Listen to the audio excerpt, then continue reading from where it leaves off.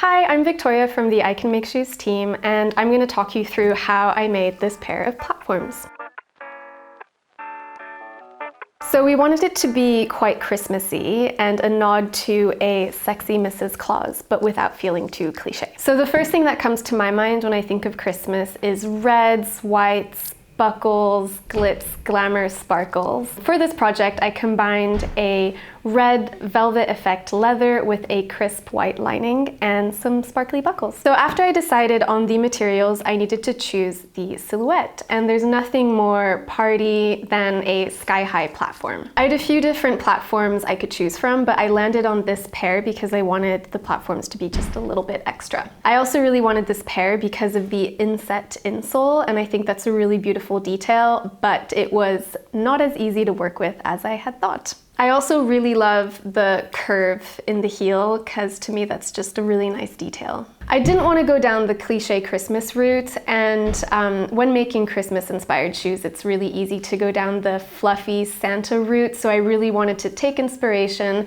but still make a refined style. Before I even started, I knew I wanted to use these round crystal buckles, but as I was thinking about the design, I thought that the front strap would be a little bit plain without some sparkle as well.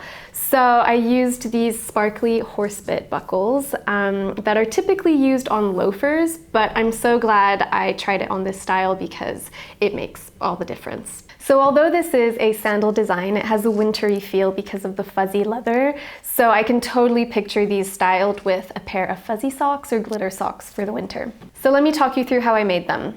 So first, I started by cutting and trimming the insoles, which is usually the easiest part, but this turned out to be a little bit of a Christmas nightmare. The reason being is that this particular platform requires an inset insole, which means I needed to perfectly trim it so that it could fit snugly inside the platform, whilst allowing space for the leather that I then covered it with. This is harder than it sounds because I had to guess and estimate the exact space I needed for the leather. Once the insoles were cut and covered, I then moved on to the platforms. Covering the platform was easy enough, but covering the heel was another story. Because of the curve, I didn't want to have any wrinkles, so this was a bit harder than it looked. Once I had the heel, platform, and insoles covered, I moved on to the straps. So the ankle strap was easy enough because I used our ready-to-print ankle strap pattern and just inserted the round buckle. Then I moved on to the front strap, which was super easy because it's a wide, straight strap. It got a little bit tricky when I wanted to stitch in place the horsebit